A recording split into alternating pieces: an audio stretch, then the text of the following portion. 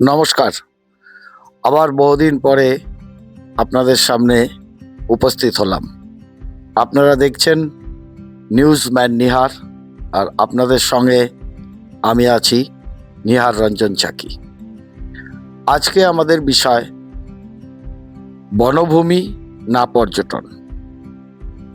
কথা সত্যি যে সবান্ধবে বা সপরিবারে নিভৃতে নীরবে গিয়ে একদিন কাটাতে বা দুদিন কাটাতে বা সন্ধ্যায় রঙিন আসরে নিজেকে গা ভাসিয়ে দিতে সকলেই চায়। এর উদ্দেশ্য দিনভরের ক্লান্তি আর নানা সমস্যার মাথা ব্যথা থেকে নীরবে কিছুটা মুক্তির স্বাদ পাওয়ার জন্যই ছুটে যাওয়া। এই কারণেই আধুনিক সমাজে পর্যটন ব্যবস্থা গড়ে উঠেছে সুন্দর সুন্দর রিসর্ট। বেশিরভাগ রিসর্টই উত্তরবঙ্গের নিরিখে গড়ে উঠেছে বনভূমির গা ঘেঁষে, যেমনটা লাটাগুড়ি কিংবা চাপড়ামারি কিংবা রাজাভাত খাওয়া কিংবা আরও দূরে সংকোষ, যে কোনো জায়গায়, এমনকি পাহাড়ের রকি আইল্যান্ড তো মূর্তি নদীর মধ্যেই গড়ে উঠেছে। আমি জানি না এগুলোকে বৈধতার তালিকায় রাখা সম্ভব কিনা আইন মেনে। যাই হোক, পর্যটন কেন্দ্র তৈরি হবার পরে উত্তরের মানচিত্রে কিংবা আরেকটু বড় করে বলতে গেলে সংশ্লিষ্ট এলাকায়, পর্যটন কেন্দ্রের সংশ্লিষ্ট এলাকায় অর্থনৈতিক চাঞ্চল্য কিছুটা দেখা দিয়েছে। অর্থাৎ অর্থনৈতিক ব্যবস্থায় কিছুটা দৃঢ়ভাব এসছে। সেই অর্থনৈতিক দৃঢ়ভাব বা চাঙ্গা ভাব স্থানীয় মানুষদের কতটা কাজে লাগছে সেটা নিয়ে অনেক প্রশ্ন আছে। কারণ পর্যটন কেন্দ্রগুলোতে যারা কাজ করেন, নিছক রাধা বাড়া, পরিষ্কার পরিচ্ছন্নতা বা কাপড় কাচা, ধোয়া, বাসন মাজা, এইসব কাজগুলোই শুধুমাত্র স্থানীয় মানুষেরা পায়। স্থানীয় মানুষের পক্ষে ম্যানেজার হওয়া কিংবা আরও বড় বড় পদে যাওয়া সম্ভব না। এবং পর্যটনগুলো বা কেন্দ্রগুলো ঘুরে আমার অন্তত এরমই মনে হয়েছে। এই পর্যটন কেন্দ্রগুলোর মধ্যে আমার মতে বেশিরভাগই পর্যটন কেন্দ্রগুলো প্রাকৃতিক সম্পদ নির্ভর করে উঠেছে, বিশেষ করে নিষিদ্ধ প্রাকৃতিক সম্পদ, যেমন নদী এবং বন, রিজার্ভ ফরেস্ট বা যে কোনো ক্যাটাগরির বনভূমি এবং বনভূমির ভেতরে চলাচল করা নদীগুলো, এগুলো রক্ষণাবেক্ষণের জন্য নির্দিষ্ট আইন আছে। তা সত্ত্বেও, এই আইন থাকা সত্ত্বেও এই নদীর পাড়ে বা বনের জমি দখল করে কি করে পর্যটন কেন্দ্র গড়ে উঠছে। এই যে ছবিটি আমরা দেখাচ্ছি, দেখুন, এটি মূর্তি নদীর একটি অংশ। দেখুন, আরসিসির পিলার দিয়ে এই নদীর পাড় ঘিরে ফেলা হয়েছে। একদম পাড় ঘিরে এখানে একটি টিনের বাড়িও তৈরি করে ফেলা হয়েছে। এবং আরেকটু লক্ষ্য করলে দেখবেন, এর যদি আমি আরেকটু ব্যাপ্তি করে দেখতে যাই, দেখুন দূরে সাধারণভাবে সামাজিক বনসৃজন প্রকল্পের বনভূমি এবং দূরে গড়ে উঠেছে অত্যাধুনিক রিসর্ট নদীর প্রায় কাছে। এইভাবে রিসর্টগুলো যে গড়ে উঠছে তার বৈধতা কতটা? ওই দূরে মূর্তি ব্রিজও দেখা যাচ্ছে। এইটা হতো মূর্তি নদী, অপর পারে দেখুন গভীর ফরেস্ট। জেনারেলি এই মূর্তি নদীর মধ্যে বন্য পশুরা জলপান করে এবং তাদের অবাধ যাতায়াতের জন্যই নদীর পাড় থেকে বনভূমিগুলো ফাঁকা থাকা দরকার। কিন্তু এখানে দেখা যাচ্ছে যে কোনো কারণেই হোক, পর্যটনের নামে নদীর পাড় দখল করা হয়েছে।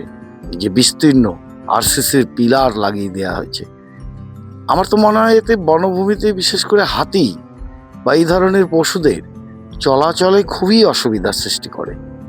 তা সত্ত্বেও বন দপ্তর কিভাবে যে চুপচাপ বসে থাকে আমি বুঝতেই পারি না। যে লক্ষ্য করুন, নদীর পাড় দখলের জন্য ইতিমধ্যেই পিলার বসানো হয়ে গেছে এবং ওই দূরে দেখাই যাচ্ছে বনভূমি। একটু পরেই আপনারা দেখতে পাবেন বনভূমির বন দপ্তরের ওয়াচ টাওয়ারও এখানে আছে, এই পিলারগুলোর গা ঘেঁষে দাঁড়িয়ে আছে। এখন প্রশ্ন হচ্ছে যে বনভূমির রক্ষায় বনকর্তারা যখন ওয়াচ টাওয়ার তৈরি করলেন, ওই যে দেখুন দূরে ওয়াচ টাওয়ার, তার পেছনেই বন, তো এইখানটায় এই জমি কি করে বনভূমির আওতার বাইরে চলে যায় এটা আমার মাথায় ঢোকে না। আমি খোঁজ নিয়ে জেনেছি যে এই জায়গায় যখন কনস্ট্রাকশনের জন্য জায়গাটি দখল করা হয়, তার পরবর্তীকালে বন দপ্তর থেকে একটা পোস্টার লাগিয়ে দেওয়া হয়েছে, আমরা পরে সেটাও দেখাবো। শেষ পর্যন্ত ওই পোস্টার লাগিয়েই তারা দায় সেরেছেন। এই পিলারগুলো কেন তুলে ফেলা হলো না? কেন এইগুলোকে দখলমুক্ত করা হলো না? আরও জানেন, এই দখলের পেছনে কারা থাকে?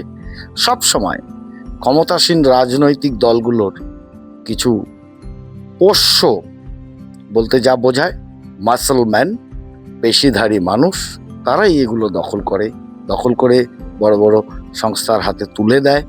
পর্যটনের নামে তারা এখানে ইমারত তৈরি করেন, নানা রকম আধুনিক উপাদান দিয়ে সমস্ত রিসর্টগুলো সাজিয়ে তোলা হয়। তাহলে রিসর্ট হোক, পর্যটন থাক, কিন্তু বন থাকবে না, তাহলে বনভূমিগুলো তুলে দিলেই তো হয়। ইদানিং দেখা যায় সাফারির নামে কোর এলাকা দিয়ে সরকারিভাবেই পর্যটকদের নিয়ে ঘোরাফেরা করা হয়, কিন্তু ইন্ডিয়ান ফরেস্ট অ্যাক্ট তো অন্য কথা বলে। ইন্ডিয়ান ফরেস্ট অ্যাক্টগুলো যদি ভালো করে দেখা যায়, সেখানে বলা আছে বনের কোর এলাকায় কেউই প্রবেশ করতে পারবে না, ইভেন বনকর্তারাও না। যা কিছু কার্যকলাপ আপনাকে সীমারেখার মধ্যে, বাফার জোন, সেই অংশেই করতে হবে। কোর এলাকা একমাত্র বন্য প্রাণীদের জন্যই সংরক্ষিত থাকে, কিন্তু আমরা তো অদ্ভুতভাবে দেখছি যে বনের ভেতর দিয়ে জিপসি গাড়ি ছুটে বেড়াচ্ছে, প্রাইভেট গাড়িও যাচ্ছে অনুমতি সাপেক্ষে, সকলেই চলছেন। এটা কি করে সম্ভব? আইনের মতন থাকছে, তার বাস্তবায়নের মতো থাকছে। খুব স্বাভাবিক কারণে মানুষ আর বন্যদের মধ্যে একটা কনফ্লিক্ট দেখা দিয়েছে। মাঝে মাঝেই দেখবেন উত্তরবঙ্গে হাতি বেরিয়ে গেছে, গ্রামে ঢুকে গেছে, মানুষ মেরে দিয়েছে, চিতাবাঘ বেরিয়ে গেছে, বালক তুলে নিয়ে গেছে বা কাউকে কামড়ে দিয়েছে, এমনকি শেয়ালেরাও বেরিয়ে গেছে। বনে আর কোনো বুনোই থাকতে চাইছে না। তার তো প্রথম দুটো কারণ। প্রথম কারণ হচ্ছে সঙ্গত কারণ, যেটা বনের ভেতরে খাবার নেই। আর বন্য পশুদের জন্য যে খাবার ভারত সরকারের কিংবা রাজ্য সরকারের বা সরকারের খাবারের ব্যবস্থা করার দরকার ছিল, ফডার প্ল্যান্টেশন, অর্থাৎ বুনোরা যে সমস্ত খাবার পছন্দ করে সেই সব গাছ রোপণ করা, তাদের লালন পালন করা বা সেই গাছগুলো রক্ষণাবেক্ষণ করা যাতে তাদের খাদ্যাভাব না দেখা দেয়, তো সেই সব কিছু আজকাল হয় না। অন্তত আমি বন দপ্তরের বিভিন্ন এলাকা ঘুরে দেখেছি যে আগে প্রচুর চালতা গাছ বনভূমিতে দেখা যেত। কেন চালতা গাছ বলছি?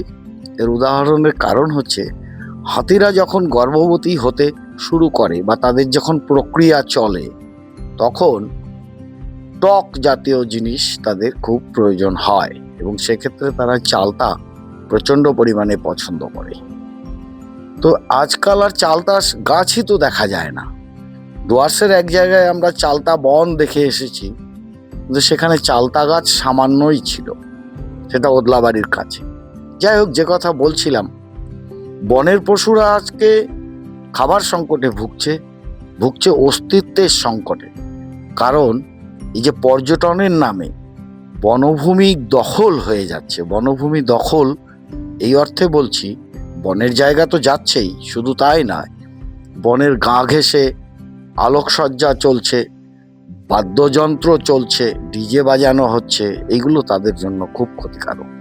আর দেখুন, এই যে ঘরটি টিনের, অদ্ভুত কায়দায় নদীর পাড়ে তৈরি করা হয়েছে। এই উদ্দেশ্য কিন্তু এমনি কিছু নয়, এটা কালক্রমে হয়তো দেখা যাবে রিসর্ট তৈরি হয়ে গেছে। এটা কি করে আইনি হয়, কি করে বৈধতা পায়, আমার তো মাথায় ঢোকে না। সাক্ষাৎ নদীর পাড়ে, যেখানে জল এখনো চলছে, প্রবাহ চলছে জলের, তার পাড়ে এইভাবে করেই দখল হয়ে যাচ্ছে চোখের সামনে, সকলের চোখের সামনে। এটা দিনের বেলায় ছবি তোলা, এবং এটা দেখতে পাচ্ছেন না বনকর্তারা বা প্রশাসনের কর্তারা, এটা আমি বিশ্বাস করি না। তাহলে তারা দেখেও চোখ কেন বন্ধ করে আছে? এই প্রশ্নটা কিন্তু সাধারণ মানুষেরই করা উচিত। কারণ বন যেমন আমাদের প্রয়োজন, বুনোদেরও আমাদের ঠিক তেমনিভাবেই প্রয়োজন। বন এবং বুনোরা না থাকলে আমাদেরই অস্তিত্ব একসময় সংকটের মুখে গিয়ে দাঁড়াবে। তখন হয়তো এই সাহেবরাও থাকবেন না, এই প্রশাসনও থাকবে না, এই সরকারও থাকবে না, থাকবে আমাদেরই ভবিষ্যৎ প্রজন্ম। সেক্ষেত্রে আমি তো গোরা সাহেবদের, ইংরেজ সাহেবদের অত্যন্ত ধন্যবাদ জানাবো যে তারা এদেশে পরজীবী ছিলেন, দেশকে শাসন করতে এসেছিলেন, করের নামে টাকা লুটে নিয়ে গেছেন, তবুও দেশটাকে বাঁচিয়ে গেছেন। এই জন্যই যে কারণ এই যে forest act, Indian forest act, এটা ব্রিটিশ আমলে তৈরি হয়েছিল। এই যে চাপড়ামারি, লাটাগুড়ি, এই যে আমরা সমগ্র বনাঞ্চল দেখছি, এই বনাঞ্চলগুলো সেই সময় তারা প্রোটেক্ট করার জন্য আইন তৈরি করে ফেলেছিলেন। তারা যদি আইন তৈরি না করে, প্রোটেক্ট এর ব্যবস্থা না করে, পর্যটনের প্রসারের ব্যবস্থা করে যেতেন, তাহলে কি হতো? তাহলে কি আমরা এই হাতি দেখতে পেতাম? হয়তো না। চিতাবাঘের আমরা দেখতে পেতাম আমাদের নর্থ বেঙ্গলে? হয়তো না। প্রচুর পাখি তো অলরেডি বিলুপ্তির পথে চলে গেছে, প্রচুর প্রাণীও বিলুপ্তির পথে চলে গেছে। আগে বনাঞ্চলে আমরা বহু দু তিন রকমের খরগোশ দেখতে পেতাম। এখন যারা পর্যটকরা বনের ভেতরে ঘোরাফেরা করেন সরকারি অনুমোদন সাপেক্ষে, খরগোশ দেখতে পান কিনা ডাউট আছে। দু চার পিস হাতি দেখা যায়। এর কারণ হচ্ছে হাতিতে মানুষের সঙ্গে সংঘাতে মানুষ পরাজিত হয়, হাতিকে মানুষ ভয় পায়, এবং হাতি এত বড়ই আকার তার, আর যখন হিংস্র হয়ে ওঠে তখন এতটাই হিংস্র হয়ে ওঠে যে মানুষ তারা মেরে দেয়। এই জন্যই হাতি এখনো আছে। কিন্তু যে প্রাণীরা মানুষকে আক্রমণ করতে পারে না, তাদের অবস্থা, চিতাবাঘ ছাড়া বাকিরা, বাইসন, অন্যান্যরা বা তৃণভোজী যে প্রাণীরা বনে থাকতেন, তাদের কি অবস্থা? ধীরে ধীরে সবাই স্মৃতির অ্যালবামে চলে যাচ্ছে, আর আমরা সভ্য জগতের মানুষ সভ্যতার নামে চুপচাপ নির্বাক দর্শকের মতো দেখে যাচ্ছি। কিন্তু কতদিন এইভাবে চলতে পারে? কতদিন? আমি মূর্তি নদীর এখনো দুপাশে গড়ে ওঠেনি, এক পাশেই আছে। যদি দেখা যায় মূর্তি নদীর ডান দিকে প্রচুর জায়গায় সম্ভবত বন দপ্তর রিসর্ট বা প্রমোদ উদ্যান, পার্ক, অ্যামুজমেন্ট পার্ক তৈরি করতে বাধা দিয়েছিল। কিন্তু তাদের যে তৈরি করা সম্পদ, সে সম্পদগুলো বাজেয়াপ্তও করেনি বন দপ্তরের আইন অনুযায়ী, এবং ওইভাবেই ফেলে রেখেছে। সেই সব জিনিসগুলো বা সেই সব সম্পত্তিগুলো কিন্তু ধীরে ধীরে পূর্ণাঙ্গতা পাচ্ছে। এই যে আমরা সামনে দেখুন, আমি একটা দেখাবার চেষ্টা করছি, এটা একটা অ্যামুজমেন্ট পার্ক তৈরি করার মতো করা হচ্ছে। এই কাজটা হচ্ছে খুব স্লো গতিতে। এই জমি কারো ব্যক্তিগত হতে পারে বলে আমার ধারণা নেই। যদি কারো ব্যক্তিগত হয় তাহলে অবশ্যই আমাদের এই ভিডিও দেখার পরে ক্লেম করবেন, আমরা সংশোধন করে নেব। তবে আমার মনে হয় এটা হয় বনভূমি, নয় নদীর বেড, রিভার বেড, নদী সরে গেছে, চর পড়ে গেছে সেই অংশ। এটা কারো ব্যক্তিগত হবার বলে আমার মনে হয় না, কারণ জমির প্রকৃতি দেখে আমি যতদূর বুঝতে পেরেছি। এবং সেখানে চুপিসারে একটু আড়াল করে ওই দেখুন দূরে ওয়াচ টাওয়ারও দেখা যাচ্ছে, সেখানে কিন্তু কনস্ট্রাকশনের কাজ হয়েই যাচ্ছে। ঠিক এভাবেই সবাই কনস্ট্রাকশন করে যাচ্ছে, আর বন দপ্তরের মতন বসেই আছে, প্রশাসন তার মতনই বসে আছে। আমি জানি না প্রশাসন আসলে কাকে রক্ষা করতে চায়, সরকারি সম্পত্তি না বেসরকারি সম্পত্তি। হ্যাঁ, বেসরকারি সম্পত্তি বলার একটা কারণ আছে। কারণ হচ্ছে সরকারি ব্যবস্থাপনায় সরকারি সম্পদকে ব্যবহার করে যে সমস্ত ব্যক্তি মালিকানাধীন তাদের ব্যক্তির পুঁজির কলেবর বড় করতে চান, তাকে বেসরকারি সম্পত্তি বলতে হয়। যেমন এইসব প্রমোদ উদ্যান গড়ে তোলার চেষ্টা বা রিসর্ট গড়ে তোলার চেষ্টা।